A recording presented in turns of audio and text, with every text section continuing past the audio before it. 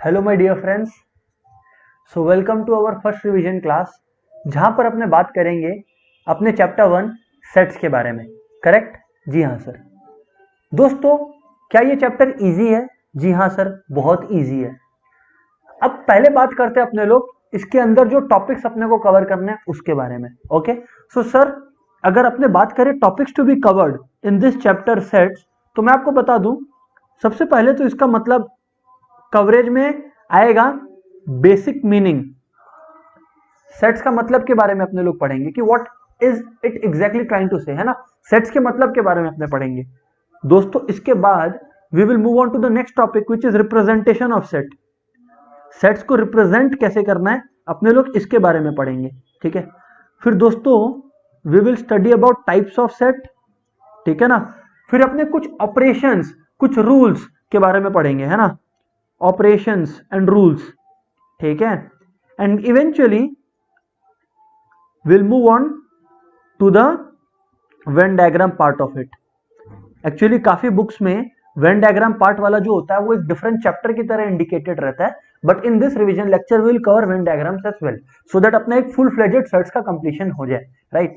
Okay, सो दोस्तों सबसे पहले अपने बात करते हैं बेसिक मीनिंग ऑफ सेट्स के बारे में। दोस्तों, सेट्स का मतलब होता है collection of well defined objects. Sir क्या होता है सेट्स का मीनिंग? दोस्तों सेट का मीनिंग होता है collection of well defined objects, ठीक है। जी हाँ सर, तो सर सेट्स क्या है? Collection of well defined objects. Okay, जी हाँ सर। अब यहां पर आप कुछ देखोगे, ठीक है, मैंने यहां पर एक वर्ड लिखा है वेल डिफाइंड। सर ये वेल डिफाइंड का डेफिनेशन तो पहले अपने समझे। दोस्तों वेल डिफाइंड का मतलब होता है कि हर कोई उस चीज को सेम सेंस में समझे। फॉर एग्जाम्पल अगर मैं 3 बच्चों को पकड़ता हूं और उनको बोलता हूं कि भाई आप एक बात बताओ, आप बताओ कि आपको कौन सा एनिमल डेंजरस लगता है। क्या पता कोई टाइगर बोले, कोई बोले सर एलिफेंट, है ना, क्या पता कोई जिराफ बोल दे, कोई स्नेक बोल दे, ठीक है ना। तो बोलने का मतलब ये है कि what is dangerous for one may be something else may be dangerous for the other, है ना, may not be dangerous for the other, कुछ भी हो सकता है। तो एक प्रॉपर डेफिनेशन नहीं है। लेकिन मैं अगर बोला कि मेरे को नेचुरल नंबर लेस देन 10 बताइए, तो आप लोग सब कोई जितने भी बच्चे हैं वो क्या बोलेंगे? Sir 1 2 3 4 5 6 7 8 9 natural number less than 10। Correct? यहां पर सबका डेफिनेशन सेम था। तो दोस्तों कोई चीज वेल डिफाइंड है या नहीं, इस बात का इंडिकेशन इससे पता चलता है कि हर कोई सेम बात बोल रहा है कि डिफरेंट बात बोल रहा है। जब मैं डेंजरस एनिमल्स की बात पूछ रहा था तो हर कोई डिफरेंट एनिमल्स का नाम ले सकता था, बट जब मैं नेचुरल नंबर लेस देन 10 पूछ रहा हूं तो कोई ऐसा नहीं करेगा, राइट। सो इसलिए माय डियर फ्रेंड्स मैं बोलता हूं कि sets is a collection of well defined object. इसको बोलते हैं वेल डिफाइंड, जहां सबके लिए सेम मीनिंग हो। करेक्ट? जी हाँ सर। अच्छा, अब सर बात करते हैं रिप्रेजेंटेशन ऑफ सेट्स के बारे में। सर किसके बारे में? रिप्रेजेंटेशन ऑफ सेट्स के बारे में। तो दोस्तों जनरली स्पीकिंग रिप्रेजेंटेशन के बारे में अपने को बात करना है दोस्तों। तो मैं आपको बता दूं कि सेट्स को रिप्रेजेंट करने के लिए एक कैपिटल लेटर यूज होता है, ए बी सी जो भी आपको पसंद है वो कैपिटल लेटर यूज होता है, ठीक है। किसी भी सेट को रिप्रेजेंट करने के लिए अपने लोग करली ब्रैकेट्स का इस्तेमाल करते हैं, ठीक है सर। अच्छा, अब जो करली ब्रैकेट्स के अंदर लिखते हैं वो हमारे सेट्स का कंटेंट लिखते हैं। सर ये जो अंदर का कंटेंट है ना माय डियर फ्रेंड्स, ये जो अंदर का कंटेंट है ना सेट्स के, वो 2 तरीके से डिवाइडेड है, वो 2 तरीके से लिखा जा सकता है। आई शुडंट से डिवाइडेड, वो 2 तरीके से लिखा जा सकता है। One is called roster method, जिसको टेब्यूलर फॉर्म भी बोलते हैं ना, काफी बुक्स में टेब्यूलर नाम से है, सो आप लोग कंफ्यूज ना हो, रोस्टर और टेब्यूलर सेम चीज है। और एक होता है दोस्तों जिसको अपने बोलते हैं सेट बिल्डर मेथड या रूल मेथड, ठीक है ना, सेट बिल्डर और रूल मेथड, ठीक है सर। तो बेसिकली सर कॉमन क्या है कि सेट को रिप्रेजेंट करेंगे कैपिटल लेटर से और with in curly brackets put करेंगे। विद इन कर्ली ब्रैकेट्स क्या लिखेंगे वो 2 तरीके से प्रेजेंट हो सकता है, रोस्टर वे में या सेट बिल्डर वे में, ठीक है ना। पहले मैं आपको एक फील देता हूं और उसके बाद अपने लोग डिटेल में बात करते हैं, ठीक है ना। सर क्या इससे क्वेश्चन आता है? जी हाँ दोस्तों आ सकता है। तो ठीक है, मैं आपको एक एग्जाम्पल देता हूं, ध्यान से सुनना। अगर एक सेट है ए इज इक्वल टू, मैं कुछ इस तरह से लिखता हूं, है ना, set of natural numbers, set of natural numbers less than 10, ठीक है ना। या फिर मैं ये लिखता हूं a इज इक्वल्स टू, ध्यान से सुनिएगा, x such that x belongs to natural number, comma, आगे बात ये लोग बोलते हैं कि जो x है वो लेस देन 10 है। दोस्तों ये दोनों जो मैंने लिखा, इसमें मैंने बातों को डायरेक्ट वे में कहा कि इनडायरेक्ट वे में कहा? सर दोनों जगह पे बातों को कहीं ना कहीं इनडायरेक्ट वे में कहा, आपने डायरेक्ट आंसर नहीं लिखा। जी हाँ बिल्कुल, इसको माय डियर फ्रेंड्स अपने बोलते हैं सेट बिल्डर या रूल मेथड। क्या बोलते हैं इन दोनों मेथड्स को? अच्छा सर जनरली 11 के लेवल पर ना, क्लास 11 के लेवल पर इस तरह से लिखा जाता है, ठीक है ना। क्लास 11 के लेवल पर इस तरह से लिखा जाता है, लेकिन अगर अपने लोग क्लास 11 के नीचे वाले लेवल पर है तो दोस्तों इस तरह से भी लिखना अलाउड होता है जनरली, ठीक है ना। बट सर आप क्या एडवाइस करोगे हम लोग को? मैं एडवाइस करूंगा इस तरह से लिखो, है ना। हाँ sir okay, so what ever it is, अभी सर पॉइंट पर आइए, इसको पढ़ने का तरीका मैं आपको बताऊंगा, ठीक है ना। इसको लिखने का, बनाने का तरीका मैं आपको बताऊंगा। मेरे को पता आप लोग इसके बारे में सोच रहे हो, होल्ड ऑन, सबका जवाब मिलेगा। बट अब अगर मैं इसी को कुछ इस तरह से लिखूं, a इज इक्वल्स टू 1 2 3 4 5 6 7 8 9, तो अब बच्चा लोग क्या हुआ, आप लोग देखो, अब आप लोग का क्या हुआ देखो, अब आप लोग कर दिए सीधी बात नो बकवास। इसको क्या बोलते हैं? सीधी बात नो बकवास। इसलिए माय डियर फ्रेंड्स इस मेथड को अपने लोग नाम दिए हैं रोस्टर और टेबुलर फॉर्म। इस तरह से याद रखना, रोस्ट का मतलब क्या होता है? किसी चीज को एकदम पूरी तरह से पका के एकदम एडिबल वर्जन में कन्वर्ट करना, ये भी एकदम पकाया हुआ वर्जन है, ये सब नो। तो वही सीधी बात नो बकवास, इस मेथड को माय डियर फ्रेंड हम लोग बोलते हैं, जी हां, रोस्टर। और ऊपर में जो दोनों ग्रीन में हाईलाइटेड है वो माय डियर फ्रेंड्स आपका क्या है? सेट बिल्डर फॉर्म है, ठीक है कि नहीं है? जी हां सर बिल्कुल ठीक है सर। ये था एक बेसिक आइडिया देना। सर क्या इसके ऊपर क्वेश्चंस आएंगे? जी हां सर बिल्कुल इसके ऊपर क्वेश्चंस आएंगे। क्या सर अपने प्रैक्टिस करेंगे इसके ऊपर क्वेश्चंस? जी हां दोस्तों अपने लोग बिल्कुल इसके ऊपर क्वेश्चन प्रैक्टिस करेंगे। In fact we are starting to do that. चलिए आइए कुछ क्वेश्चंस आप लोग को एक्सप्लेन किया जाए, ठीक है ना। क्वेश्चन लीजिए, एग्जाम में कैसे क्वेश्चन आ सकते हैं आइए उसका फ्लेवर देखें। राइट द सेट, ठीक है ना, right the set x such that x belong to z plus comma x square less than 30 in roster form. अब पहले मैं आपको सिखा रहा हूं रोस्टर फॉर्म में कैसे लिखना है। रोस्टर फॉर्म मतलब सीधी बात, जी हां सर, नो बकवास। तो a इक्वल्स टू कुछ भी रिप्रेजेंट कर लो। अब आप लोग सुनो ध्यान से, बच्चा लोग सुनो ध्यान से, इसको रीड कैसे किया जाता है अब मैं बता रहा हूं। बच्चा लोग सेट किस चीज का बनेगा, मतलब यहां पर जो एलिमेंट्स आएंगे ना, वो कौन से एलिमेंट्स आएंगे? वो x की वैल्यूज आएंगी। क्यों? क्योंकि यहां पर सच दैट के पहले x है। अच्छा sir, x belong to z plus. अच्छा बच्चा लोग मैं आपको ये जो नोटेशन है वो मैं आप लोग को पढ़ा देता हूं। ये देखो बच्चा लोग, z का मतलब होता है इंटीजर्स। इंटीजर्स मतलब नेगेटिव भी हो सकता है, जीरो भी हो सकता है, पॉजिटिव भी हो सकता है। बट इंटीजर्स क्या होता है? एक होल नंबर, एक परफेक्ट नंबर होता है, मतलब -3। डेसिमल या फ्रैक्शंस अलाउड नहीं होता है। जी हाँ सर, तो इंटीजर। z प्लस का मतलब पॉजिटिव इंटीजर, मतलब 1 2 3 4 और ऐसे चलते चलिए आप, पॉजिटिव इंटीजर। z माइनस का मतलब समझ गए होगे, नेगेटिव इंटीजर, करेक्ट? जी हाँ सर। अच्छा, उसके बाद है दोस्तों होल नंबर जो जीरो से स्टार्ट होता है। होल नंबर जो जीरो से स्टार्ट होता है, 0 1 2 3 so on and so fourth, fractional नहीं होता ये भी। और n होता है नेचुरल नंबर्स, ठीक है ना। ये 1 से स्टार्ट होता है और ये भी फ्रैक्शनल नहीं होता। तो सर अगर कुछ फ्रैक्शनल है तो उसको कैसे इंडिकेट करेंगे? दोस्तों उसको q से इंडिकेट करते हैं, that is called rational number. मतलब 2/3 1/4 5/6 6/7 6/3 6/2 ऐसे करके। सिंपली स्पीकिंग जब भी रैशनल फॉर्म में दिया हुआ हो ना, p/q फॉर्म में, तब वो आप इधर पे, मतलब इधर पे डेसिमल और फ्रैक्शन अलाउड है। जी हाँ sir. Okay, now coming to the main point. अपने को बोला z प्लस मतलब पॉजिटिव इंटीजर है, और अपने को सेट किसका बनाना है? x का, क्योंकि सच दैट के पहले x है। अच्छा, अब x स्क्वायर लेस देन 30 मतलब ऐसे नंबर्स जिनका स्क्वायर 30 से कम है, अपने को वो सेट में लिखना है। ओह अच्छा, अब क्योंकि z प्लस बोला है, इसका मतलब हम लोग टेस्टिंग कहां से करेंगे? 1 से करेंगे। तो 1 का स्क्वायर 30 से कम है, जी हाँ, तो 1 लिखिए। 2 का स्क्वायर 30 से कम है, जी हाँ सर, तो 2 लिखिए। 3 का स्क्वायर जी, 4 का जी, 5 का बिल्कुल।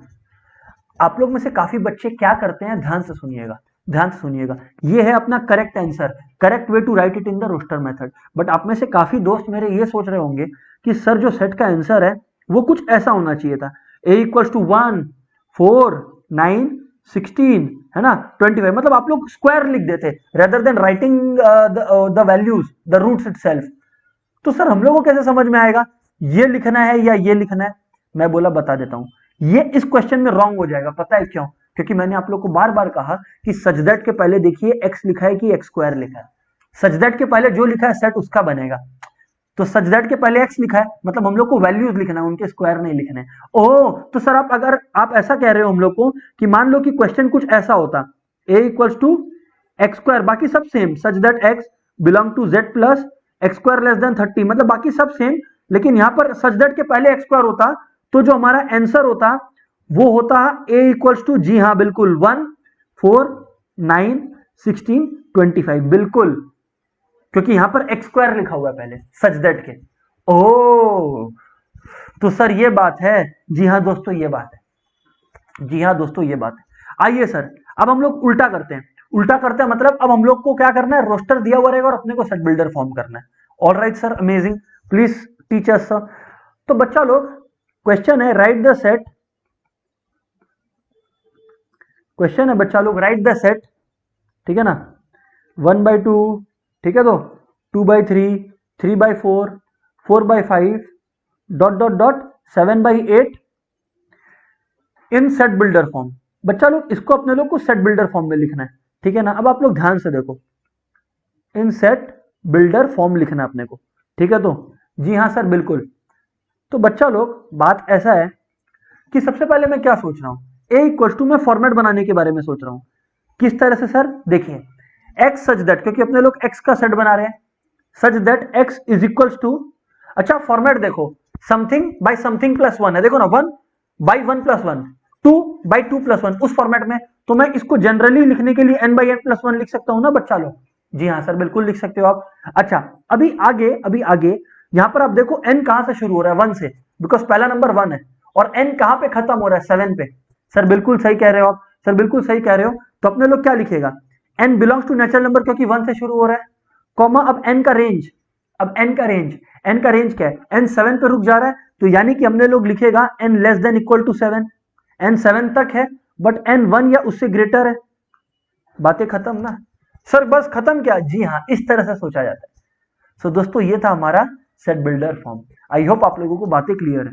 जी हाँ सर बिल्कुल क्लियर है। अच्छा, अब बच्चा लोग मान लीजिए अब हम लोग पढ़ेंगे टाइप्स ऑफ सेट।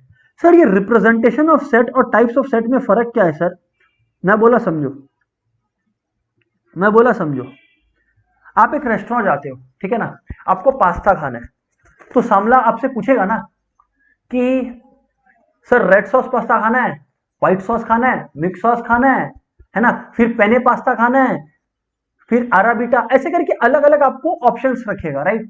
पास्ता की अलग अलग वेराइटीज है। सर जब हम लोग पास्ता की अलग अलग वेराइटीज के बारे में बात कर रहे हैं तो वो हो गया टाइप्स, जो अभी हम लोग पढ़ने वाले हैं, ठीक है। लेकिन बच्चा लोग मान लो आपने चूज कर लिया एक तरीके का पास्ता, ठीक है ना, अब वो पास्ता जब बन चुका है, तब जब वो आपके सामने डिश रख रहा है तो वो कैसे भी रख सकता है। वो ऐसा कर सकता है कि एक बोल में आपको पास्ता दे, ठीक है ना, एक कैन में पैक करके आपको पास्ता दे, ठीक है ना, केचप के साथ पास्ता दे, केचप के बिना पास्ता दे।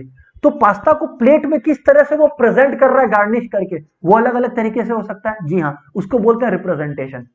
खाना बनने के बाद उसको प्रेजेंटेशन कैसे कर रहे हैं, वो है रिप्रेजेंटेशन ऑफ सेट।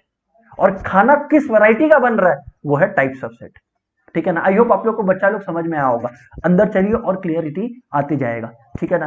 तो दोस्तों सबसे पहले आप लोग जानिए एम्प्टी सेट के बारे में। एम्प्टी सेट को बच्चा लोग अपने लोग नल सेट भी बोलता है, क्या बोलता है? नल सेट भी। सर ये क्या होता है नल सेट? मतलब a set that has no element, set के अंदर जो वैल्यूज लिखते हैं उसको एलिमेंट्स ऑफ सेट बोलते हैं। तो सर जिसके अंदर कोई एलिमेंट नहीं हो उसको बोलते हैं नल सेट, ठीक है ना। सर इसका एक एग्जांपल दीजिए ना प्लीज। मैं बोला नेचुरल नंबर्स लेस देन 1 या नेचुरल नंबर्स लेस देन 0, आप एक बात बताओ ना, कोई भी नेचुरल नंबर 1 से कम है या 0 से कम है क्या? नहीं, इसको बोलते हैं एम्प्टी सेट। ओ, समझ में आया सर। तो इसका मतलब सेट विथ नो एलिमेंट। बच्चा लोग अब यहां पर भी ना मैं आपको एक बार सचेत करना चाहता हूं, एक चीज के अगेंस्ट वार्निंग देना चाहता हूं। एम्प्टी सेट को रिप्रेजेंट कैसे किया जाता है? लिखने का तरीका है, क्या तो ऐसे लिखो एम्प्टी सेट, या फिर ऐसे फाई बनाओ, इसको फाई बोलते हैं ग्रीक में, एम्प्टी सेट। कुछ बच्चे इनमें से कुछ भी करो, वो एम्प्टी सेट को रिप्रेजेंट कर रहा है।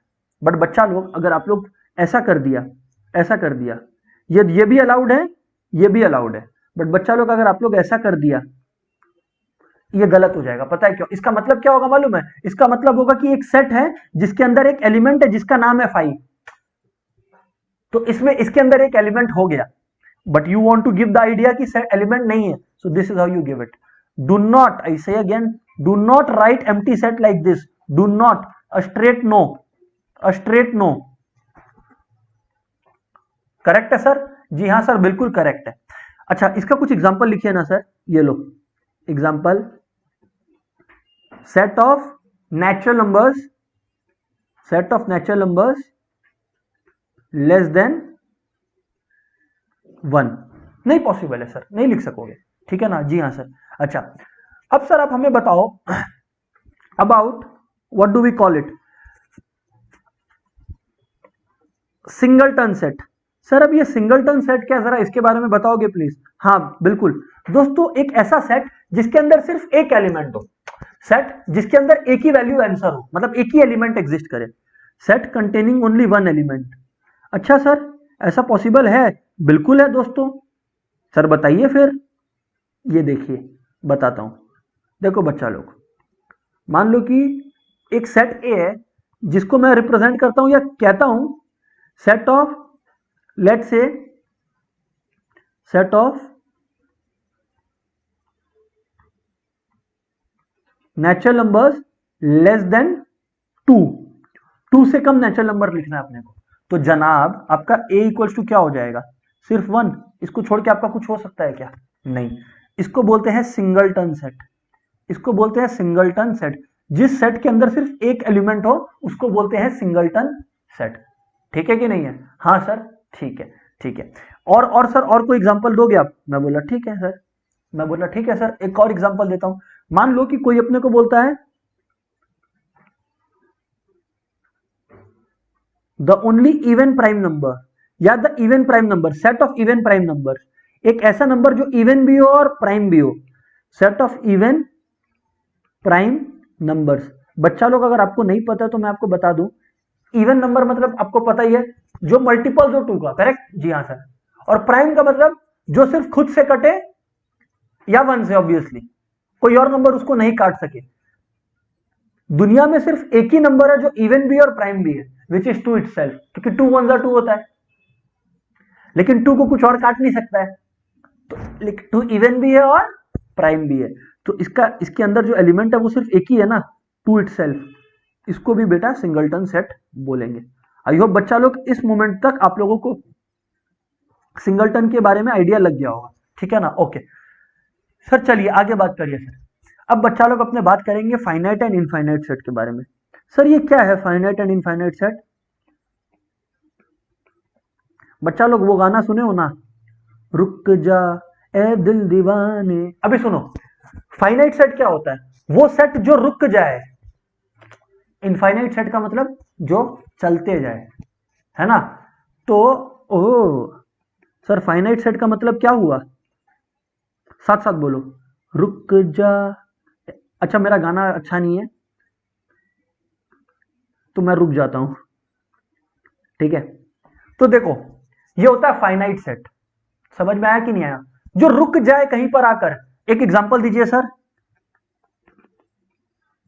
Set of first 10 natural numbers.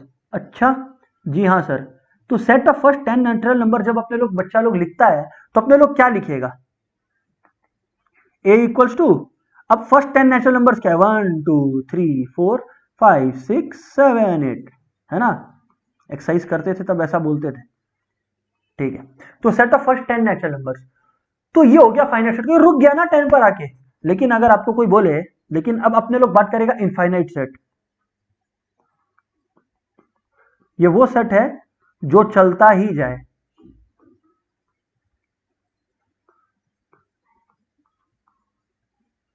जो चलता ही जाए। सर एक एग्जांपल,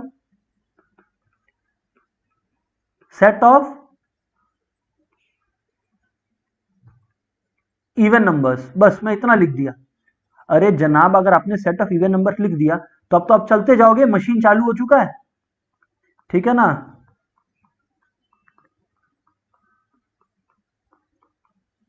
चलते जाएगा चलते जाएगा, इंफिनिटी तक चलते जाएगा। That's why it's called infinite set, because उसके अंदर जो एलिमेंट्स है वो काउंटेबल नहीं है। जी हाँ सर, बिल्कुल सही समझा आपने, ठीक है। अच्छा, अब बच्चा लोग, अब मैं आपको जो बताने वाला हूं वो एक कंसेप्ट है। क्यों? क्योंकि मेरे को जो बाकी टाइप्स ऑफ सेट समझाने हैं ना, उसके लिए मेरे को आपको पहले ये कंसेप्ट एक्सप्लेन करना पड़ेगा। And what is that sir? वो कंसेप्ट का नाम है बच्चा लोग कार्डिनल नंबर, ठीक है ना। तो ये याद रख लीजिएगा कि कार्डिनल नंबर है ना, ये कोई as such type of set नहीं है। इसको इनफैक्ट मैं एक बॉक्स में रख देता हूं बिकॉज इट्स अ कंसेप्ट। कभी भी बीच में कंसेप्ट आएगा ना तो मैं ऐसे बॉक्स बना दूंगा, ठीक है ना। कार्डिनल नंबर, बच्चा लोग ये कार्डिनल नंबर क्या है, आइए इसके बारे में चर्चा करें हम लोग।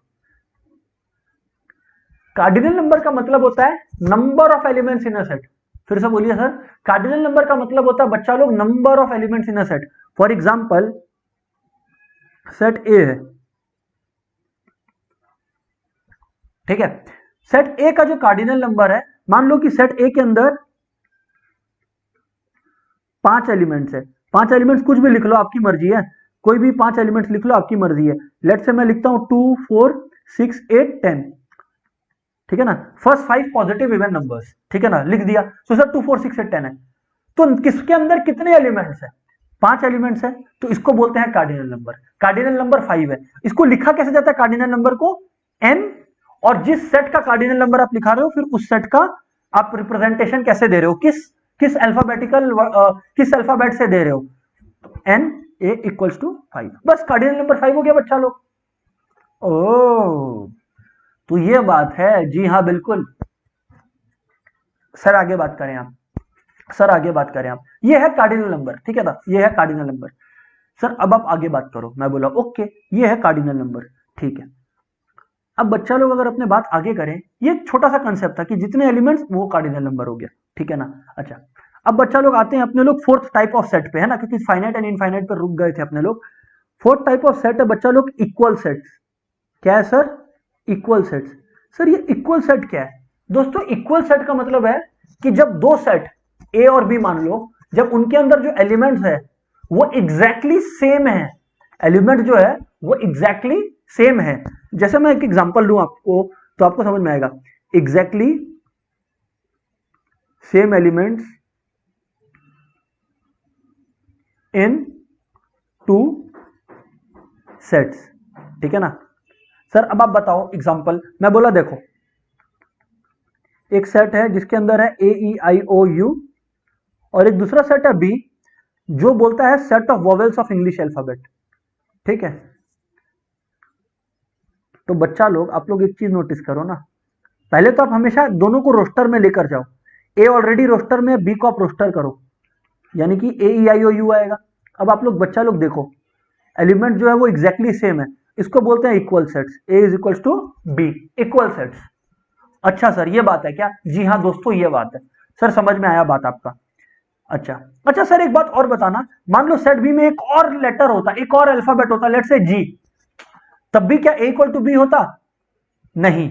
मैंने क्या कहा? सारे elements, all exactly same elements in two sets, exactly same elements in two sets, all elements must be same, all elements must be same मित्रों, ठीक है सर। अब बातें आपकी क्लियर है, ये मैं अंडरलाइन भी कर देता हूं, ये लो, ठीक है। तो all elements must exactly B same. अच्छा, अब बच्चा लोग नेक्स्ट पॉइंट है इक्विवेलेंट सेट।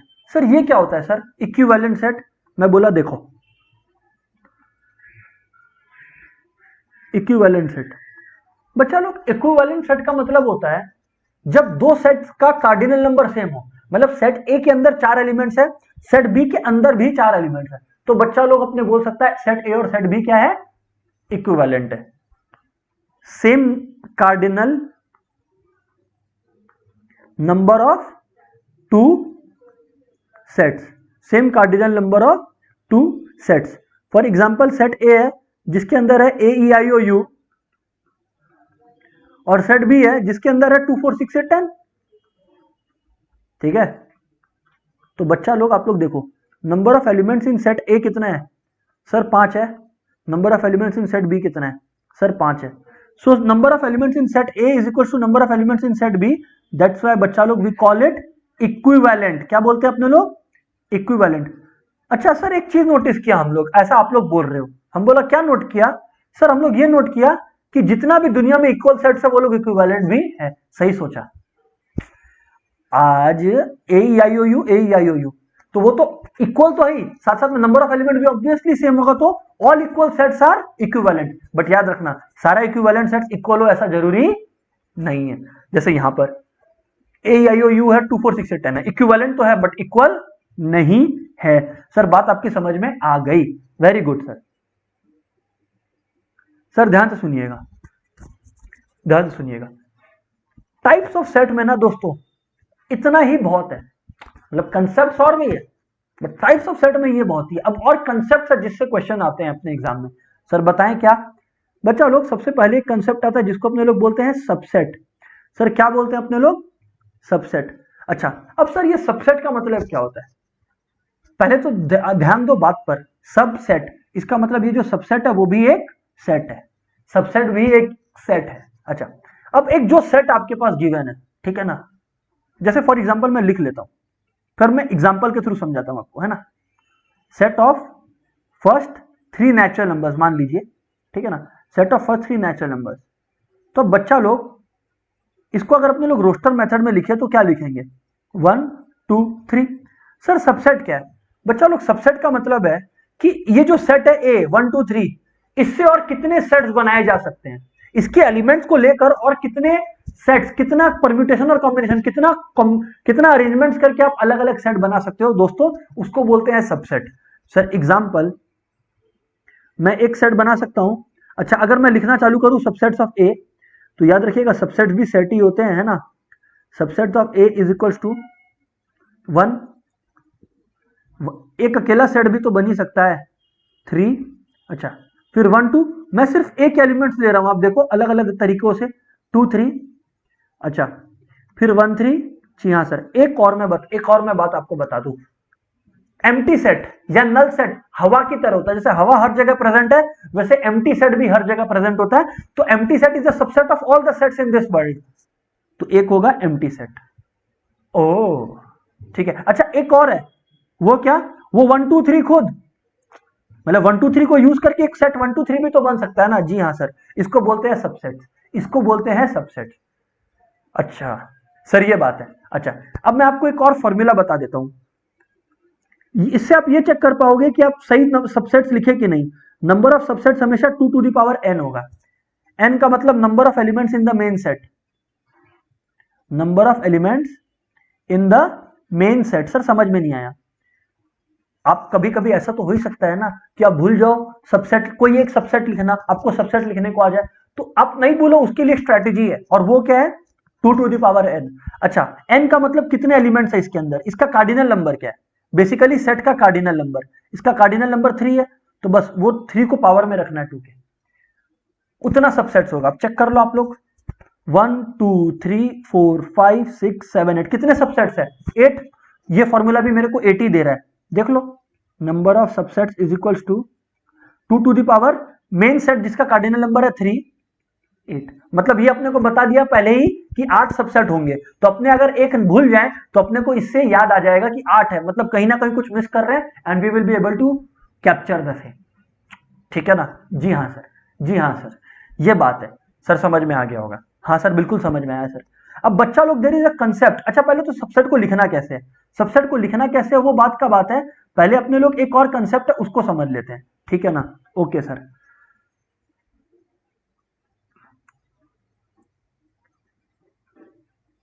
पावर सेट, ठीक है ना सर, ये पावर सेट क्या है? अच्छा पावर सेट के पहले सुपर सेट, ठीक है ना, ठीक है, सुपर सेट और I should say proper subset. Super set और प्रॉपर सबसेट का कंसेप्ट सेम ही है सर, ठीक है ना। सर ये प्रॉपर सबसेट क्या होता है, मैं बताता हूं अभी आपको क्या होता है। देखो बच्चा लोग, इधर पे आप देखो सेट ए है 1 2 3, ठीक है ना। इसमें एक ऐसा एलिमेंट है सबसेट्स के अंदर जो एग्जैक्टली मेन सेट के बराबर है, विच इज 1 2 3 इटसेल्फ, क्योंकि 1 2 3 खुद का भी सबसेट है। तो दोस्तों यहां पर तो दोनों बराबर हो गए, यहां पर तो दोनों बराबर हो गए। बिल्कुल, जी हां सर बिल्कुल। तो बच्चा लोग मैं आपको क्या बोल रहा हूं कि अगर अगर अगर कोई दो सेट एक दूसरे के बराबर है ना, तो वो प्रॉपर सबसेट नहीं है, ठीक है ना। लेकिन अगर हम लोग इस 1 2 3 को हटा दें और बाकी सब लिखें, जैसे 1 2 3 1 2 2 3 1 3 या नल सेट, ये सारे इसके प्रॉपर सबसेट्स है, किसके, ए के। ओ, तो इसका मतलब प्रॉपर सबसेट मतलब ऑल सबसेट्स एग्जांपल देंगे, चिंता ना करें आप, excluding the main set itself. मैं आपको एक एग्जांपल देता हूं। मान लो एक सेट ए है, ठीक है ना, एक सेट ए है। अच्छा एक और बात मैं बता दूं कि कभी भी ना सेट्स के अंदर में ऑर्डर ऑफ एलिमेंट्स मैटर नहीं करता। मतलब मान लो 1 2 3 है, इसी को मैं अगर 2 3 1 लिख दूं या 2 1 3 लिख दूं तो इट विल नॉट मैटर। बात नंबर एक, ठीक है ना। पॉइंट्स टू रिमेंबर में मैं ये लिख देता हूं, ये यहां पर मैंने एक तो पॉइंट्स टू रिमेंबर का चार्ट क्रिएट कर दिया है, टेबल पॉइंट्स टू रिमेंबर। पहला कि ऑर्डर डज नॉट मैटर, 1 2 3 और 2 1 3 एक ही बात है in a set, order does not matter. ये जनरली आप किसी भी सेट के लिए बोल रहे हो ना सर, जी हाँ मैं जनरली किसी भी सेट के लिए बोल रहा हूं, ठीक है ना। मैं अभी एक बार ये प्रॉपर सबसेट वाले कंसेप्ट से बाहर आया, कुछ एग्जांपल दे रहा था, फिर मेरे को रियलाइज किया पहले आपको ये बता देना चाहिए। इसका मतलब अगर 1 2 3 है और कोई सेट है b इक्वल टू 2 1 3, तो does not matter, can be written as, in fact इसी को आप वापस से लिख सकते हो 2 1 3, कोई फर्क नहीं पड़ता। ओके, और दूसरा बात, ऑर्डर डज नॉट मैटर तो ठीक है, repetition not to be done. Repetition not to be done का मतलब सर मैं बताता हूं। इसका मतलब मान लो एक सेट ए लिखा मैंने, ठीक है ना। मान लो मैं लिखना चाहता हूं कोलकाता, ठीक है ना, अलग अलग लेटर्स कोलकाता के मैं लिख रहा हूं, देखो आप लोग, हाँ सर लिख रहे हो आप। लेकिन आप लोग एक चीज नोट करो, इसमें मैंने कुछ रिपीटेशंस की हैं, जैसे के रिपीट हो रहा है ना, ए रिपीट हो रहा है। तो बच्चा लोग सेट्स बोलता है कि भाई रिपीटेड चीज को एक ही बार लिखो। इसका मतलब के एक ही बार लिखो, ओ एक ही बार लिखो, एल एक ही बार लिखो और ए एक ही बार लिखो। अच्छा टी बच गया तो टी भी एक बार लिखो। समझ आया कि नहीं? ओह सर मतलब 2 बार 3 बार लिखकर कोई फायदा नहीं है। बिल्कुल सही, बिल्कुल सही समझे हो आप लोग, ए और टी। समझ आया? जी हाँ सर बिल्कुल समझ में आया। मतलब कि इसमें अगर कोलकाता में 1 2 3 4 5 6 7 ऐसे देखने को तो कार्डिनल नंबर 7 लगेगा, बट गलत। अगर कोई इसका कार्डिनल नंबर 7 लिखता है तो उसको 0 मिलेगा, क्योंकि आपने रिपीटेशन को भी काउंट किया। रिपीटेशन के बिना पहले सेट को लिखे। अगर किसी भी सेट में रिपीटेशन है ना, तो रिपीटेशन को एक बार लिखें और फिर काउंट करें आप कार्डिनल नंबर के लिए। तो रियल में जो इस एन है, इसका जो कार्डिनल नंबर है वो 5 है, KOLAT, यही तो 5 है। जी हाँ सर बिल्कुल। चलिए, तो अब दोस्तों मैं आपको एग्जांपल दे रहा था और अपने मेन एग्जांपल पे मैं वापस लौटता हूं, ठीक है ना। जी हाँ सर लौटिए। तो बच्चा लोग मैं क्या बोल रहा था, मैं आप लोग को बता रहा था about the proper subset and subset obviously. तो मान लीजिए कि एक सेट है ए जो है 1 2 3, ठीक है ना, तो और एक सेट बी है जो है 1 2, ठीक है ना। मैं अलग अलग केसेस ले रहा था। नंबर 2 है एक सेट सी जो कि है 1 2 3। अब आप लोग फर्क समझना, फर्क ये है बच्चा लोग कि ये जो बी है, बी वो ए का सुपर सेट है। क्या है? बी ए का सुपर सेट है। सर सुपर सेट क्यों है? सर सुपर सेट इसलिए है बिकॉज बी और ए का एलिमेंट्स एग्जैक्टली सेम नहीं है। और अगर बी सबसेट है, मैं बोल दिया बी ए का सुपर सेट है, ठीक है ना, इस बात को एक बार रेक्टिफाई करिए। ए बी का सुपर सेट है और बी जो है वो ए का प्रॉपर सबसेट है। बी ए का प्रॉपर सबसेट है। ओ अच्छा, तो सर आप ये बोल रहे हो कि बी अगर ए का प्रॉपर सबसेट है तो ए बी का सुपर सेट है? जी हाँ मैं ये बोल रहा हूं, ठीक है ना, बिल्कुल। तो मैं यहां पर लिख देता हूं, इसका मतलब है B is proper subset of A. Sir proper subset क्योंकि बी ए का एक हिस्सा है, B is a proper subset of A, ठीक है ना। अगर बी ए का प्रॉपर सबसेट है बच्चा लोग, तो ए बी का सुपर सेट है, ये समझ लीजिए आप लोग, ठीक है। तो हाँ सर, लेकिन अगर मैं बात करूं दोस्तों इसके बारे में, किसके बारे में, सी के बारे में, तो बच्चा लोग अपने लोग को ऐसे लिखना पड़ेगा, C is a subset of A, क्योंकि एलिमेंट्स इक्वल है, C is a subset of A, elements equal है। समझ आया कि नहीं आया? हाँ सर, प्रॉपर नहीं लिख सकते इस समय, सी इज अ सबसेट ऑफ ए। लेकिन सर आप बोल रहे हो सी इज अ सबसेट ऑफ ए, हम लोग तो ऐसा भी लिख सकते हैं ना इस केस में कि A is a subset of सी। जी हाँ बिल्कुल।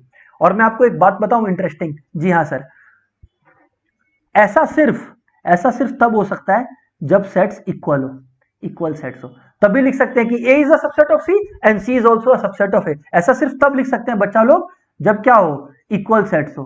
हाँ सर बिल्कुल, जी हाँ सर, जी हाँ सर, सर समझ में आया सर, ग्रेट, अमेजिंग। सर अब आप बात को आगे लेकर चले, मैं बोला ओके, मैं बोला अब बात को आगे लेकर चले, मैं बोला ओके। सर चलिए आगे बात को लेकर चलते हैं, ठीक है। आगे अपने अगर बात करें तो बच्चे लोग अब आगे जो नेक्स्ट कॉन्सेप्ट है वो है पावर सेट। पावर सेट बहुत ही सिंपल कॉन्सेप्ट है। पावर सेट का सिंपल सा मीनिंग है set of all the subsets, set of. अच्छा आप लोग एक और चीज नोटिस किए कि नहीं, आई डोंट नो, इसलिए मैं दिखा रहा हूं। अगर कोई चीज प्रॉपर सबसेट होता है, जैसे बी ए का प्रॉपर सबसेट है, बी ए का प्रॉपर सबसेट है, तो हम लोग नीचे में इक्वल टू का साइन नहीं देते। लेकिन अगर सिर्फ सबसेट हो, जैसे सी ए का सबसेट है या ए सी का सबसेट है, तो ये फिर अपने लोग नीचे में लाइन देते हैं, बिकॉज इक्वालिटी भी पॉसिबल है ना। हाँ सर, सर आगे बात करें सर, पावर सेट क्या होता है, set of all the subsets हैं, सेट ऑफ ऑल सबसेट्स को पावर सेट बोलते हैं। सर इसका मतलब मैं अभी आपको समझाता हूं, बहुत ही सिंपल चीज है। मान लो कि ए है, ठीक है ना, मान लो कि ए है 1 2 3।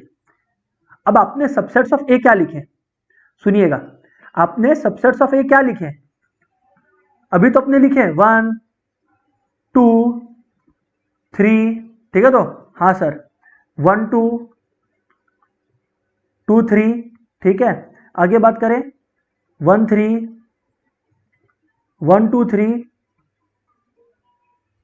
ठीक है, फिर नल सेट, ठीक है ना। अपने ये लिखे थे, हाँ सर ये तो लिखे थे, बस बच्चा लोग कुछ नहीं करना है। ये जो सारे सेट्स है, ये जो सारे सबसेट्स है, इनको एक ब्रॉडर सेट के अंदर डाल दो, वो पावर सेट बन जाएगा। इसका मतलब पावर सेट ऑफ ए क्या होगा, यही जो मैंने सबसेट्स लिख रखे हैं ना, इनफैक्ट मैं इसको क्या करूं, अब इसको मैं सबसेट्स को हटा देता हूं, इसको लिख दिया मैं power set of A. Power set of A को ऐसे लिखा जाता है, ठीक है। और पावर सेट ऑफ ए क्या होगा, एक ब्रॉडर ब्रैकेट दे दो, बस सबसेट्स को एक ब्रैकेट के अंदर डाल दो, ये बन गया पावर सेट।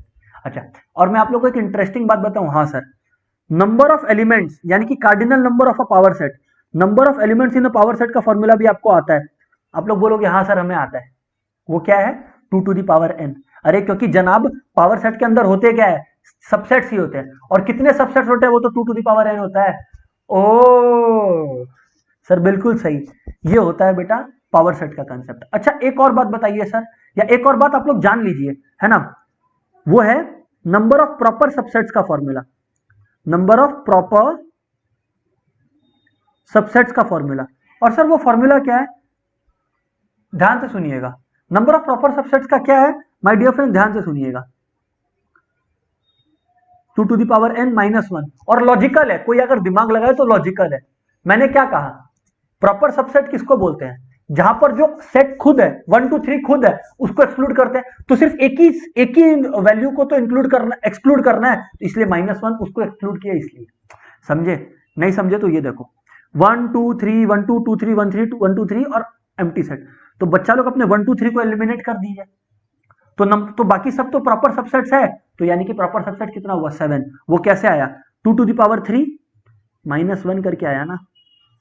ओ सर समझ में आ गया सर, सर बिल्कुल समझ में आ गया सर, क्योंकि प्रॉपर सबसेट क्या चीज को एक्सक्लूड करता है, सब चीज प्रॉपर सबसेट है एक्सक्लूडिंग द सेट इटसेल्फ, ठीक है ना, क्योंकि तब तो वो लोग इक्वल हो गया, तो प्रॉपर सबसेट बोलना सही नहीं रहेगा, ठीक है ना। जी हाँ सर, ठीक है। तो दोस्तों ये था हमारा टाइप्स ऑफ सेट्स और सेट से रिलेटेड कंसेप्ट के बारे में, ठीक है ना, ठीक है। अब अपने लोग दोस्तों बात करेंगे किसके बारे में, ऑपरेशंस के बारे में। किसके बारे में, ऑपरेशंस के बारे में। आप लोग बोल सकते हो कि ये मेन एलिमेंट है, मतलब सबसे इंपॉर्टेंट पार्ट सेट्स के डिस्कशन का ये होने वाला है। अच्छा जी हाँ सर, बताइए सर क्या है, ऑपरेशंस ऑन सेट्स। ध्यान से देखें, हाँ ओके सर। दोस्तों बात ऐसा है कि बहुत सारे ऑपरेशंस होते हैं जो दो सेट्स या दो से ज्यादा सेट्स के बीच में किए जा सकते हैं। उनको करने के लिए पहले उनका कंसेप्ट समझना होगा अपने को। तो आइए एक एक करके डिस्कस करते हैं सबके बारे में। सबसे पहला है ए यूनियन बी। ऐसा नहीं है कि ए यूनियन बी एक सेट नहीं है, ए यूनियन बी भी एक सेट है, ठीक है ना। चलिए अब बात करते हैं ये ए यूनियन बी का मतलब क्या है। अच्छा ये जो बीच में यू बनाया हुआ है ये रिप्रेजेंट करता है यूनियन को। Okay sir, sir what is it, what is it. इन सबको समझने के लिए ना बेस्ट चीज एक्सप्लेन करेगा एक एग्जांपल, ठीक है ना। ओके सर, मान लीजिए a इक्वल्स टू 1 2 3 है, b इज इक्वल्स टू 2 3 4 5 है। तो दोस्तों a यूनियन b का मतलब है कि सब चीज लिखना जो a में भी है और b में भी है। अच्छा सर अगर मान लो कि कोई चीज दो बार रिपीट हो रहा है तो दोस्तों उसको एक ही बार अपने को लिखना है। इसका मतलब a यूनियन b अपना क्या हो गया, जी हाँ बिल्कुल सही, 1 2 3 4 5। ऐसा क्यों सर, ऐसा इसलिए सर क्योंकि जो चीजें रिपीटेड है उसको अपने को एक बार लेनी है। The idea of A union B is कि everything should be covered. The idea of A union B is everything should be covered, ठीक है ना। अच्छा मैं आपको वेन डायग्राम के थ्रू भी इन चीजों को भी समझाने वाला हूं, ठीक है ना। ए इंटरसेक्शन बी, ठीक है ना। आप लोग बस कंसेप्ट याद रखिए फिर वेन डायग्राम भी आएगा। ए इंटरसेक्शन बी, दोस्तों ए इंटरसेक्शन बी का केवल इतना सा मतलब है कि भाई जो दोनों में कॉमन है, ये जो साइन है अब जो इनवर्स यूज लग रहा है आपको, वो बेसिकली रिप्रेजेंट करता है उन चीजों को जो कॉमन है both sets A and B में। सर ए एंड बी में क्या कॉमन है, 2 and 3, यस और नो। तो बस ए इंटरसेक्शन बी इज 2, 3, खत्म बात। ओह तो ये बात है, जी हाँ बिल्कुल। अच्छा अब there is a concept called A minus B, ठीक है ना। सर ये ए माइनस बी का क्या मतलब होता है, दोस्तों ए माइनस बी का मतलब है कि सेट ए में से, ध्यान से सुनिएगा, सेट ए में से, सर सेट ए में से क्यों, क्योंकि ए पहले लिखा हुआ है। सेट ए में से वो चीजें हटा दो जो ए और बी दोनों के अंदर मौजूद है। ओ इसका मतलब सेट ए के अंदर 1 2 3 है और ए और बी दोनों के अंदर क्या है, 2 3।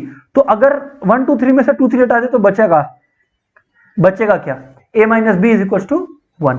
समझ में आया, हाँ सर। अच्छा लेकिन सर b माइनस ए अगर होता तो, दोस्तों अगर b माइनस ए होता तो अपने को b पहले है इसीलिए b से वो हटाना पड़ता जो a और b दोनों में कॉमन है। अच्छा b है 2 3 4 5 और दोनों में कॉमन क्या है 2 3, तो हटा दिए तो बचा क्या, b माइनस ए में 4 5। ये जो बीच में मैं फॉर्मूला लिखा हूं ये आप लोग को लिखना नहीं है, ये केवल समझाने के लिए मैं आपको लिखा, ठीक है। तो हाँ सर, अब आइए वेन डायग्राम के थ्रू अपने ये जो चारों चीजें समझे हैं उनको एक बार प्रेजेंट करें। All right sir, sure. तो देखो दोस्तों, हाँ सर बताओ, ये देखो ध्यान से सुनो वेन डायग्राम। हाँ ये एक सेट है, मतलब वेन डायग्राम क्या है, बेसिकली सेट्स को थ्रू डायग्राम्स रिप्रेजेंट करना इज वेन डायग्राम, ठीक है। तो जी हाँ सर बिल्कुल। और बताएं सर आप। और दोस्तों दूसरी बात है, मान लीजिए आप लोग, ठीक है, हाँ सर ये एक दूसरा सेट है, ठीक है। तो अच्छा अब ये दोनों जो सेट्स है ना ये एक ब्रॉडर सेट के अंदर होते हैं, ये एक ब्रॉडर सेट के अंदर होते हैं, बट इसको मैं अभी दिखा नहीं रहा, ठीक है ना। इसको भी मैं प्रेजेंट करूंगा, अभी के लिए केवल आप ये समझिए क्लैरिटी के लिए। ये सेट ए रिप्रेजेंट कर रहा है, ये सेट बी रिप्रेजेंट कर रहा है, ठीक है ना। जी हाँ सर।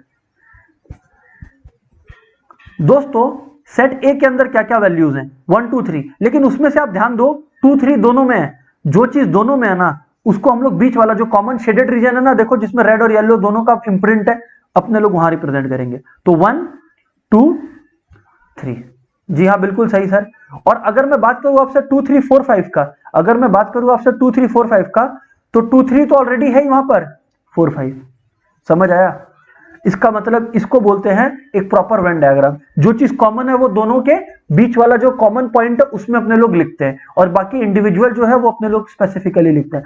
ऐसे सेट्स को अपने लोग ज्वाइंट सेट्स बोलते हैं। ज्वाइंट सेट्स मतलब जिसमें एटलीस्ट एक एलिमेंट कॉमन हो, मतलब इंटरसेक्शन कभी भी जीरो नहीं हो। ये वाला जो पार्ट है ना, ये रिप्रेजेंट क्या कर रहा है, ये रिप्रेजेंट कर रहा है ए इंटरसेक्शन बी को। Okay sir. अच्छा, तो ज्वाइंट सेट्स क्या होता है, एटलीस्ट वन एलिमेंट कॉमन, मतलब जब दो सेट में एटलीस्ट वन एलिमेंट कॉमन हो तब उसको दोस्तों अपने लोग ज्वाइंट सेट बोलते हैं ना, एटलीस्ट वन एलिमेंट कॉमन। यहां पर जैसा कि आपको दिख भी रहा है कि एक एटलीस्ट एक एलिमेंट कॉमन है। अच्छा सर, इसके बारे में आगे बात करें सर, आप ध्यान से सुनिएगा। अच्छा, ज्वाइंट सेट तो हो गया ये। अभी मैं आप लोगों को इस वेन डायग्राम में अलग अलग कंसेप्ट दिखाना चाहता हूं। जैसे सबसे पहले अपने किए ए यूनियन बी, तो ये ए यूनियन बी कौन सा पार्ट है दोस्तों, सब कुछ पूरा का पूरा, ये देखो ये ए वाला पार्ट और बी वाला पार्ट, ये पूरा है ए यूनियन बी। इसको बोलते हैं अपने लोग ए यूनियन बी, मतलब everything is shaded blue colour में। देखो जो भी शेडेड है ब्लू कलर में ना, that is representing A union B, everything. और देखो आप लोग, अगर आप लोग को याद हो या ध्यान हो तो आपने देखा था कि ए यूनियन बी में हुआ क्या था कि कुछ चीजें दो दो बार आ रही थी, क्योंकि वो ए में भी था और बी में भी था, तो अपने लोग उसको सिर्फ एक बार कंसिडर किया। ठीक है ना, जी हाँ, ये है सर ए यूनियन बी। ठीक है सर, ग्रेट। अच्छा, अभी सर एक और सवाल है कि सर ए माइनस बी क्या होता है, ध्यान से सुनिएगा। अब एक और सवाल है, वो क्या है, ए माइनस बी के पहले मैं एक सिंपल सा चीज ए इंटरसेक्शन बी बता दूं, जो मैंने लिखवा दिया है सर, जो दोनों के बीच का कॉमन एरिया है 2,3, वो है इंटरसेक्शन बी। सर ए माइनस बी किसको बोलते हैं दोस्तों, अब ध्यान से देखना, मैं एक रेड कलर से आपको बताता हूं ए माइनस बी। ए माइनस बी का मतलब ए का वो हिस्सा जो सिर्फ ए में है, बी में नहीं है, मतलब जो दोनों में कॉमन है उसको कंसीडर नहीं करेंगे। ए का वो हिस्सा, ए माइनस बी का मतलब ए का वो हिस्सा जो सिर्फ ए में है। ध्यान से देखो, मैं इनफैक्ट शेड कर देता हूं आपको, ये देखो रेड से शेड कर रहा हूं, ध्यान से देखना। ये वाला हिस्सा, ये वाला हिस्सा जो कॉमन एरिया वाला हिस्सा मैं वो कंसीडर ही नहीं कर रहा, आप लोग चेक करो, जो कॉमन है वो मैं कंसीडर ही नहीं कर रहा। इसको बोलते हैं दोस्तों ए माइनस बी। ओह सर, समझ में आया सर, वेरी गुड, समझ में आया। तो देखो जो कॉमन है वो कंसीडर ही नहीं किया। अच्छा सर, अगर बी माइनस ए होता तो, सर अगर बी माइनस ए होता तो दोस्तों मैं ब्लैक से इंडिकेट करता हूं, देखो बी माइनस ए को, ये सिर्फ ये पार्ट जो दोनों में कॉमन है, मतलब जो दोनों में कॉमन है उसको अपने कंसीडर नहीं करेंगे। बी माइनस ए मतलब जो सिर्फ बी में है, जो कि सिर्फ ब्लैक शेड से आपको नजर आ रहा है। तो मैं अगर इसमें इंडिकेट कर दूं क्या चीज, अलग अलग चीज इंडिकेट कर रहा है, तो ये इंडिकेट कर रहा है बी माइनस ए, मतलब ब्लैक कलर। ठीक है ना, फिर अपना ब्लू कलर क्या इंडिकेट कर रहा है दोस्तों, अपना जो ब्लू कलर है वो इंडिकेट कर रहा है ए माइनस बी। ओके, और सर अपने लोग का रेड कलर क्या इंडिकेट कर रहा है दोस्तों, अपने लोग का रेड कलर इंडिकेट कर रहा है ए यूनियन बी। ठीक है, और एक बीच में ऑरेंज हो रखा है वो इंडिकेट कर रहा है ए इंटरसेक्शन बी। वो खैर क्लियर है आप लोग को, तो कोई दिक्कत वाली बात इसमें है नहीं। ठीक है सर। अच्छा, अब सर एक और बात, सर क्या बात दोस्तों, अब अपने को एक कंसेप्ट समझना है यूनिवर्सल सेट का। यूनिवर्सल सेट का मतलब the largest set possible. Universal set का मतलब the largest set possible, the largest set possible, the largest set possible. वो मतलब यूनिवर्सल सेट ना हर सेट को क्या बोलेगा, यूनिवर्सल सेट हर सेट को क्या बोलेगा कि रिश्ते में हम तुम्हारे बाप लगते हैं, नाम है यूनिवर्सल सेट।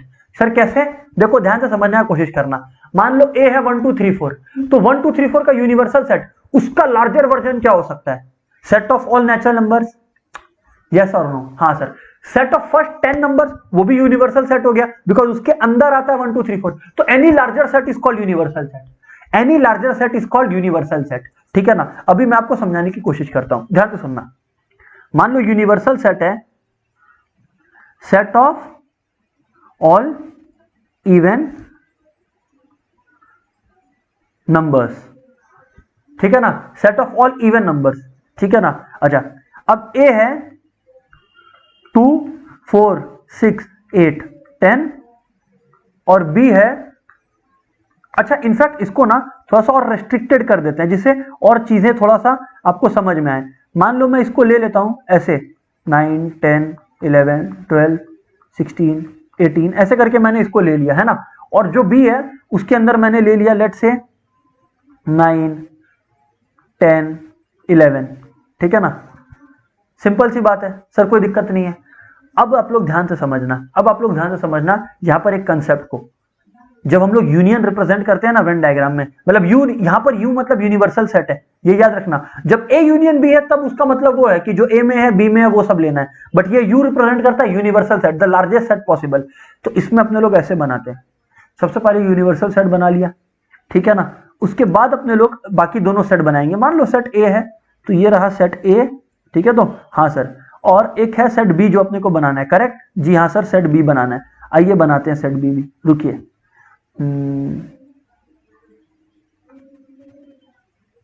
ओके, ये है सेट बी, ठीक है ना। तो अब दोस्तों ध्यान से सुनना, ये जो है ना ये यूनिवर्सल सेट है यू, ये है सेट ए, ये है सेट बी जो आपको दिखाई पड़ रहा है, ठीक है ना। इधर पे अपने लोग लिखते हैं ए इंटरसेक्शन बी वाला पार्ट, ठीक है ना। इनफैक्ट सेट ए और सेट बी को भी मैं अंदर लिख देता हूं वरना कंफ्यूजन हो जाएगा। ये रिप्रेजेंट कर रहा है सेट ए को, ये रिप्रेजेंट कर रहा है सेट बी को। तो अगर मैं प्लॉट करना चाहूं तो आप देखो क्या होगा, 2 4 6 से 10 है, तो 2 4 6 से 10 ये लार्जर सेट के अंदर है, जी हाँ सर। तो मैं यहां लिख सकता हूं 2 4 6 8। अब 10 दोनों में कॉमन है ना, इसलिए मैं 10 यहां लिख रहा हूं। इधर है 9 10 11, 9 11। लेकिन दोस्तों अगर आप लोग ध्यान दो, कुछ ऐसी वैल्यूज भी हैं जो अभी भी बाकी है। जैसे सर देखिए 2 4 6 8 9 10 11 हो गया, राइट। लेकिन 12 16 18 वो भी तो है यूनिवर्सल सेट में। तो दोस्तों उसको हम लोग कहीं भी बाहर लिख सकते हैं, बाहर लिख सकते हैं, कहीं पे भी बाहर, आपकी मर्जी। ओह, तो इसको बोलते हैं यूनिवर्सल सेट। ये पूरा का पूरा सेट यूनिवर्सल सेट है, ठीक है ना। लेकिन सर आप ये हमें बता क्यों रहे हो दोस्तों? एक कंसेप्ट समझाने के लिए। और वो कंसेप्ट क्या है सर? वो कंसेप्ट क्या है सर? मैं बोला ध्यान से सुनना, मैं बोला ध्यान से सुनना। वो ये है दोस्तों कि यहां पर हमारा एक कंसेप्ट होता है जिसको बोलते हैं कॉम्प्लीमेंट। ए कॉम्प्लीमेंट निकालने आ सकता है या बी कॉम्प्लीमेंट। इसका मतलब समझो दोस्तों, ए कॉम्प्लीमेंट का मतलब है, ए कॉम्प्लीमेंट का मतलब है कि ए में क्या नहीं है जो यूनिवर्सल सेट में। यूनिवर्सल सेट तो बहुत बड़ा है, ठीक है ना। हाँ सर, तो ए में क्या नहीं है उसको बोलते हैं ए कॉम्प्लीमेंट, ठीक है ना। ठीक है, तो देखो दोस्तों इसका फॉर्मूला हम लोग सर लिख सकते हैं, यूनिवर्सल सेट, यू मतलब यूनिवर्सल सेट माइनस सेट ए। तो यूनिवर्सल सेट में बहुत कुछ है, उसमें से ए का हटा दो, तो 2 4 6 से 10 हटा दो। तो ए में क्या क्या नहीं है? ए कॉम्प्लीमेंट है वो। 2 4 6 से 10 को छोड़ के बाकी सब चीज ए में नहीं है, यानी कि 9 11 12 16 18। अब जरूरी ये है कि वो ए में नहीं हो, फिर चाहे वो बी में हो चाहे नहीं हो, इससे मतलब नहीं है ना। जो ए में नहीं है, वैसे ही बी कॉम्प्लीमेंट का मतलब, इसको कॉम्प्लीमेंट बोलते हैं, इसका मतलब जो बी में नहीं है, जो बी में नहीं है। तो अब बी में क्या नहीं है? बी में 10 9 11 को छोड़ के सब कुछ नहीं है, तो 10 9 11 को छोड़ के सब कुछ लिख दो। तो दोस्तों क्या होगा, 2 4 6 8 12 16 और 18, बस बात खत्म। ओ सर ये बात है? जी हाँ बिल्कुल ये बात है, ठीक है। तो ओके सर, ये हो गया कॉम्प्लीमेंट का कंसेप्ट। अच्छा, अब बच्चा लोग एक कंसेप्ट है जो मेरे को आपको समझाना है, वो क्या है? Symmetric difference of two sets, क्योंकि ये बहुत एग्जाम में पूछा जाता है। सर ये क्या है symmetric difference of two sets? बेटा छोटी सी बात है, बेटा छोटी सी बात है। Symmetric difference of two sets बेटा छोटी सी बात है। सर जरा बताना क्या है? मैं बोला ध्यान से देखें बच्चा लोग। हाँ सर बताइए। तो बच्चा लोग, symmetric difference of two sets का बेसिकली मतलब ये होता है कि ए माइनस बी जो है, मतलब वो चीजें जो ए में है और बी में नहीं है, या आई शुड से कि ए में से वो चीज हटा दो जो ए और बी दोनों में है, ठीक है ना। ए माइनस बी जो सेट है उसका यूनियन जब आप बी माइनस ए सेट के साथ करो तो जो आपको मिलेगा that is called symmetric difference of two set. और इसको लिखा कैसे जाता है ये याद रखना, इसको लिखा जाता है ऐसे, ए डेल्टा बी। ये जो ट्रायंगल बना इसको डेल्टा बोलते हैं। तो अगर कभी भी एग्जाम में ए डेल्टा बी पूछा ना, तो याद रखना symmetric difference of two sets पूछ रहे हैं। सर अगर ये जो करंट क्वेश्चन है इसके बारे में बात करें तो इसका ए डेल्टा बी निकालने की कोशिश करते हैं। पहले ए माइनस बी निकालो, मतलब ए में से वो हटाओ जो ए और बी दोनों में है। ए में है 2 4 6 से 10, ए और बी दोनों में है 10, तो ए माइनस बी में से वो हट जाएगा, यानी कि 10 हट गया, तो 2 4 6 8 बचा। वो चीजें जो ए में है और बी में नहीं है वो है 2 4 6 8। 10 क्यों नहीं इंक्लूड किया? क्योंकि वो बी में भी है, ठीक है। अच्छा, अब बी माइनस ए की बात करो सर। तो दोस्तों अगर हम लोग बी माइनस ए की बात करें तो बी में है 9 10 11, लेकिन बी में से वो हटाना है जो ए में भी है, यानी कि 10, तो बचा क्या? 9 और 11। सर बिल्कुल सही। अब बच्चा लोग बस करना क्या, इसका यूनियन कर दो। A minus B union B minus A. इसका मतलब क्या है, दोनों को एक बार लिख दो, दोनों को एक एक बार लिख दो। 2 4 6 8 ये एक सेट हो गया और बाकी 9 11। यूनियन निकालना तो सर आपको आता ही है। जी हाँ सर बिल्कुल आता है। ओ तो ये हुआ क्या, symmetric difference of two sets. जी हाँ बिल्कुल। और सिमेट्रिक डिफरेंस क्यों बोलते हैं मैं बताता हूं आपको, ध्यान से सुनना। आज अपने लोग मिरर में देखते हैं, ठीक है ना, अपना राइट हैंड उठाते हैं तो मिरर में दिखता अपना लेफ्ट हैंड उठ रहा है, करेक्ट। वैसे ही एक मिरर की तरह काम करता है इंटरसेक्शन वाला पार्ट। तो इस चीज का जो ठीक मिरर इमेज है वो यहां पर आ रहा है, इसलिए माय डियर फ्रेंड्स इसको अपने लोग सिमेट्रिक डिफरेंस की तरह बोलते हैं, या ये पूरा चीज को अपने लोग इसमें कंसीडर करते हैं। खैर वो एक अलग लेवल कंसेप्ट है, उसके अंदर मैं जबरदस्ती का जा नहीं रहा, ठीक है। ओके सर, ऊपर ऊपर बताने का पर्पस था, ठीक है। अच्छा लेकिन दोस्तों कुछ सेट्स ऐसे होते हैं जिनमें कुछ कॉमन नहीं है, उसको बोलते हैं डिसजॉइंट सेट्स। जैसे मैं एक एग्जांपल दूं डिसजॉइंट सेट्स का। ए है जिसमें 1 2 3 है, बी है जिसमें 4 5 6 है। अरे तो जनाब इन दोनों में कुछ कॉमन ही नहीं है, तो ये दोनों जो सर्कल्स बनेंगे दो ही सर्कल्स, एक, ठीक है, तो एक, और ये यहां पर रहा हमारा दूसरा सर्कल। लेकिन सर दोनों में कुछ कॉमन नहीं है, इसीलिए दोनों एक दूसरे से दूर दूर है, क्योंकि कुछ कॉमन ही नहीं है। ऐसे सेट्स को बोलते हैं डिसजॉइंट। डिसजॉइंट क्यों, क्योंकि एक दूसरे को टच नहीं कर रहे हैं, सिंपल सी बात है, जैसा नाम वैसा काम। सर बिल्कुल ठीक है, सर बिल्कुल ठीक है, ठीक है ना। अच्छा अब मैं आप लोगों को एक दो चीजें सिखाना चाहता हूं, एक दो व्हाट शुड आई से रूल्स सिखाना चाहता हूं, है ना। ओके सर, वो रूल क्या है दोस्तों, वो रूल क्या है दोस्तों, ध्यान से सुनना, है ना। रूल ये है कि आज ए यूनियन बी अगर आपको कैलकुलेट करना है तो आपको क्या करना होगा, पूरा का पूरा सेट ए लेना होगा, पूरा का पूरा सेट बी लेना होगा। लेकिन अब आप लोग एक चीज याद रखो, अगर ए और बी में कुछ भी कॉमन है तो ए में भी वो इंक्लूडेड है, बी में भी इंक्लूडेड है। इंक्लूड करना है लेकिन एक बार इंक्लूड करना है। यहां पर तो ए में भी वो आ गया, बी में भी वो आ गया, तो उसको रिमूव करने के लिए हम लोग एक बार ए इंटरसेक्शन बी करते हैं। एंड कार्डिनल नंबर्स के केस में भी ये ट्रू होता है, मतलब number of elements in set A union B will be equal to number of elements in set A plus number of elements in set B minus number of elements in set A intersection B. Sir आप लोग समझने की कोशिश करो मैं बोला क्या, ध्यान से देखो, ध्यान से देखो, ठीक है ना। हाँ सर बोलिए बोलिए, रुकिए। हाँ ये एक सर्कल हुआ, ठीक है, और ध्यान से सुनना। हाँ सर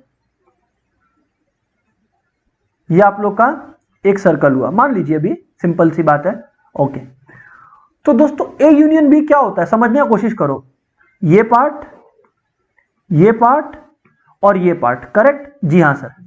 अब दोस्तों जब आप ए लेते हो और बी लेते हो और दोनों को ऐड करते हो, मान लो एक बार सिंप्लिसिटी के लिए मान लो कि यहां पर है 1 2 3, जो दोनों में कॉमन है वो है 4 और 5, और यहां पर जो है वो है 6 7 8, ठीक है ना। अभी समझने की कोशिश करना, तो 1 2 3 4 5 6 7 8। तो बच्चा लोग ए यूनियन बी का लॉजिक क्या है कि अगर आपको ए यूनियन बी निकालना है, अगर आप सिर्फ ए प्लस बी लिख दोगे ना तो एक प्रॉब्लम हो जाएगा। तब सेट कैसा बन जाएगा मालूम है, 1 2 3 4 5, और वापस से बी में भी 4 5 है तो 4 5 6 7 8।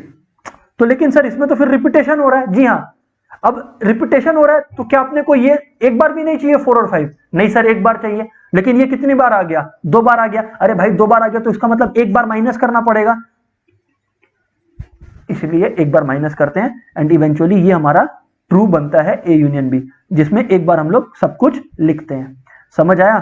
और यही चीज कार्डिनल नंबर के केस में भी ट्रू होता है। आज आप लोग देख लो number of elements in A union B कितने हैं, आप लोग देख लो 1 2 3 4 5 6 7 8, मतलब 8 है। अब आप लोग देख लो ये रिलेशन ट्रू होल्ड करेगा उसके लिए भी। Number of elements in set A कितने हैं, 5 एलिमेंट्स है। Number of elements in set B कितने हैं, अगर आप लोग ध्यान से देखो number of elements in set B, तो सेट बी के अंदर है 1 2 3 4 5, इसमें 4 5 को भी इंक्लूड किया है। और जो दोनों में कॉमन है वो कितने एलिमेंट्स है, सर 2 है। अब आप लोग रिलेशन होल्ड कर रहा है, देख लो एलएचएस क्या है, एन ए यूनियन बी, और आप n A plus n B minus n A intersection B करके देख लीजिए। ये देखिए दोस्तों, ओ तो ये बात है। जी हाँ दोस्तों ये बात है। सर ऐसे होता है, हाँ बिल्कुल ऐसे होता है दोस्तों। क्लियर है ना, हाँ सर बिल्कुल एकदम चकाचक क्लियर है। हम बोला वेरी गुड देन, हम बोला वेरी गुड देन। सर अब आप आगे बढ़िए, ओके, अब दोस्तों आगे बात करते हैं, ठीक है ना। ये तो हमारा हो गया what do I say, n A union B, perfect, जी हाँ बिल्कुल सर। अभी एक कंसेप्ट और समझना है आपको, वो क्या सर, वो ये कि इस एन ए यूनियन बी का फॉर्मूला को अपने इस तरह से भी लिख सकते हैं। किस तरह से सर, ध्यान से सुनना, n A minus B plus n A intersection B plus n B minus A. Logical है ना, लॉजिकल है, बिल्कुल लॉजिकल है सर। पता है कैसे, क्योंकि ये जो है सिर्फ ब्लैक से शेडेड है, वो ए माइनस बी है। जो यहां पर बीच में, मैं एक काम करता हूं दूसरे शेड में देता हूं, ये जो रेड से शेडेड है ये ए इंटरसेक्शन बी हो गया, और ये जो ब्लू से शेडेड है ये बी माइनस ए हो गया। तो इवेंचुअली आएगा तो अपना ए यूनियन बी ही ना, so the relation still holds good. ठीक है कि नहीं है सर, बिल्कुल समझ में आया सर, बिल्कुल समझ में आया। ये सारी छोटी छोटी बातें हैं जो आप लोग को पता होनी चाहिए सर। अच्छा, अभी 3 सेट्स के केस में ना सर, 3 सेट्स का केस भी हो सकता है, जी हाँ दोस्तों बिल्कुल हो सकता है। उस केस में एक फॉर्मूला जो मैं आपको समझा दूं, सर बताओ वो क्या है 3 सेट्स के केस का फॉर्मूला, ठीक है ना। ठीक इसी तरह से वो फॉर्मूला भी डिराइव्ड है, ठीक इसी तरह से जैसे मैं बता रहा हूं अभी, ये वो वाला फॉर्मूला भी डिराइव्ड है। बताइए सर वो फॉर्मूला क्या है। मैं बोला ध्यान से देखिए, वो ये है कि अगर 3 सेट है तो इसका फॉर्मूला क्या होगा, n A plus n B plus n C. अब इसमें से अपने लोग क्या माइनस करेंगे सर, अपने लोग इसमें से वो माइनस करेंगे जो दोनों में इंक्लूडेड है। लेकिन जब अपने ऐसा करते हैं तो अपने लोग सारा को हटा दिए, बट एक वैल्यू वो होगा जो तीनों में कॉमन होगा, वो होगा A intersection B intersection C. समझ लो आप लोग, समझ लो इसको, समझ लो आप लोग ठीक से, है ना। हाँ, क्वेश्चन करते हैं, अब क्वेश्चन करते हैं। एक क्वेश्चन के थ्रू मैं आपको ये समझाने की कोशिश करता हूं सर, ठीक है ना। हाँ सर बोलो। देखो दोस्तों बताओ सर, एक क्लास में 200 स्टूडेंट्स है ना, इन अ क्लास ऑफ 200 स्टूडेंट्स, ठीक है। तो हाँ सर दोस्तों 200 स्टूडेंट्स के क्लास में 35 फेल्ड इन एक एग्जाम जिसको बोलते हैं एमएचटी सेट, ठीक है ना। ठीक है, एक एग्जाम ऐसे 35 स्टूडेंट्स है ना। हाँ सर 40 ऐसे हैं जो एआई ट्रिपल ई में फेल हो गए, 40 इन एआई ट्रिपल ई, एग्जाम्पल ले रहा हूं, ठीक है ना। हाँ सर, तो 40 है जो आईआईटी में फेल हो गए, ठीक है ना। हाँ सर, और बताओ सर आप, और 20 है जो, ध्यान से सुनिएगा, 20 है जो दोनों में फेल हुए, एमएचटी में भी और एआई ट्रिपल आई में भी। अच्छा सर ये बात है, जी हाँ sir, MHT set and AI triple I दोनों में फेल हो गए, ठीक है ना। हाँ सर, आगे बात करिए सर। और दोस्तों मैं अगर आपसे आगे बात करूं तो 17 ऐसे है जो AI triple E 17 failed in, ध्यान से सुनिएगा, in AI triple E and IIT, ठीक है। जी हाँ सर, 15 ऐसे हैं जो फेल हुए एमएचटी सेट में और आईआईटी में, और आईआईटी में, और 5 ऐसे जो तीनों में फेल हो गए, and 5 failed in all 3, 5 failed in all 3। अभी ध्यान से सुनिएगा, find how many students did not fail in any examination, how many students did not fail in any examination, ठीक है ना। कोई भी एग्जाम में वो लोग फेल नहीं हुए, है ना, good boys, did not fail in any exam. या फिर दूसरा है फेल्ड इन एआई ट्रिपल ई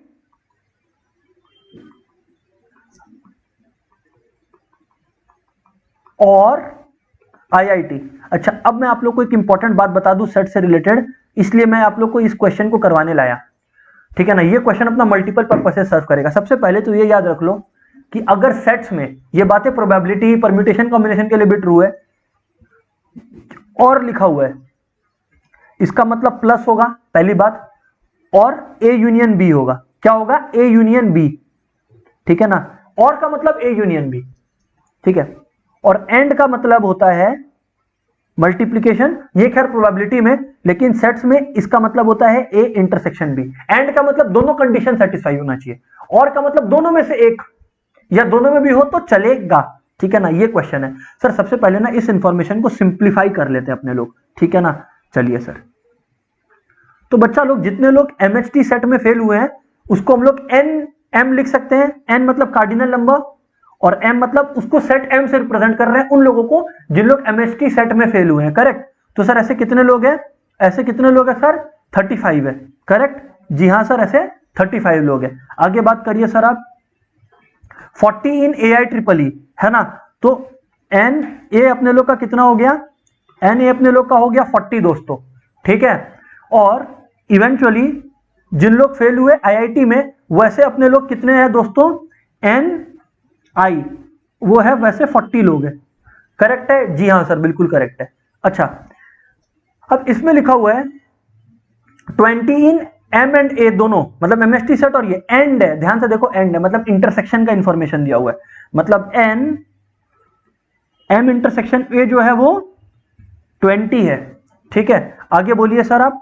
और अपने लोग को क्या दिया हुआ है, ए एंड आई, मतलब AI EEE और IIT में फेल होने वाले 17 लोग हैं, तो एन से रिप्रेजेंट करेंगे, A intersection I is equal to 17, correct. जी हाँ सर, बिल्कुल करेक्ट। और 15 है जो दोनों में, मतलब एमएचटी में भी और IIT में भी, तो एन एम इंटरसेक्शन आई जो है हमारा वो कितना है सर, वो है हमारा 15, करेक्ट। जी हाँ सर, बिल्कुल सही है। और फाइनली 5 ऐसे हैं जो तीनों में गए, 5 ऐसे हैं जो तीनों में गए। तो दोस्तों अगर 5 ऐसे हैं जो तीनों में गए तो इसको कैसे रिप्रेजेंट करेंगे, M intersection A intersection I is equal to 5, ठीक है। अच्छा, और नंबर ऑफ टोटल स्टूडेंट्स या यूनिवर्सल सेट आप बोल लो, आपकी मर्जी। मैं इसको एक्स से रिप्रेजेंट कर लेता हूं, आप लोग यू से कर सकते हो। टोटल में स्टूडेंट्स तो 200 ही है, जो हुआ है वो 200 के अंदर अंदर हुआ है। सर बिल्कुल सही, सर बिल्कुल सही। अभी ध्यान से सुनना। हाँ सर बताइए। अब मैं क्या कर रहा हूं मालूम है, ये लोगों ने क्वेश्चन पूछा कि ऐसा बताओ कि how many student did not fail in any exam, मतलब सारे एग्जाम में पास हुआ है। अब मैं क्या कर रहा हूं, मेरा प्लान है, याद है मैंने अभी आप लोग को एक A union B union C का फॉर्मूला बताया, मैं अभी वो निकाल रहा हूं। उससे मेरा क्या आएगा, उससे मेरा ये रिजल्ट आ जाएगा कि ऐसे कितने स्टूडेंट हैं जो किसी ना किसी एग्जाम में फेल हुए ही हुए हैं। और क्योंकि यूनियन क्या होता है और का कंसेप्ट, इसका मतलब मैं क्या बोल रहा हूं, मैं बोल रहा हूं कि n M union A union I अगर अपने निकाले तो अपने पास क्या आएगा, अपने पास वो स्टूडेंट्स का नंबर आ जाएगा जो चाहे एक में फेल हुए हो, 2 में फेल हुए हो या 3 में फेल हुए हो, बट एटलीस्ट कहीं ना कहीं फेल हुए हैं। क्यों, क्योंकि अपने को निकालना है जो सब में पास हो गए, ठीक है ना। तो अभी ध्यान से सुनना, मैं निकाल रहा हूं कि वो स्टूडेंट जो किसी ना किसी सब्जेक्ट में, चाहे एक में हो, चाहे 2 में हो या तीनों में हो, कम से कम एक में तो फेल हुए ही हैं, वो कम से कम, या और जब निकालना हो तो वो यूनियन में है। अच्छा, अब इसका फॉर्मूला आप लोग को बता दिया गया है। हाँ सर, बिल्कुल बता दिया गया है कि तीनों को इंडिविजुअली ऐड करो, तीनों का नंबर को, फिर इसमें से क्या माइनस करो, इंडिविजुअल इंटरसेक्शन। समझ आ रहा है? जी हाँ सर। फिर फाइनली ऐड क्या करो दोस्तों, जो तीनों में कॉमन है। जी हाँ, बिल्कुल सही है सर। तो बच्चा लोग आपका क्या आएगा, ध्यान से सीखो मैं क्या बोल रहा हूं। देखो 35 प्लस 40 है ना। हाँ सर बिल्कुल। तो आप लोग एक बार चेक कर लीजिएगा प्लीज। 35 प्लस 40 है ऊपर का, फिर माइनस क्या है 20, 17 और 15, ओके, और प्लस इवेंचुअली, अच्छा 15 है और इवेंचुअली प्लस 5 है। तो दोस्तों जब आप इसको सॉल्व करोगे, आप लोग चेक करो आपका कितना आ रहा है, 40, 80, 115, 100, 80, 85 एंड 17, 68 आ रहा है। तो 68 ऐसे स्टूडेंट्स हैं जो चाहे एक में फेल हुए, चाहे 2 में या 3 में, 68 ऐसे स्टूडेंट्स हैं। जी हाँ सर। अच्छा, तो जो किसी में नहीं हुआ वो क्या होगा, जो किसी ना किसी में हुए हैं वो 68 है। टोटल 200 है, तो 200 में से 68 माइनस कर दो तो क्या आ जाएगा, जो किसी में नहीं हुए हैं।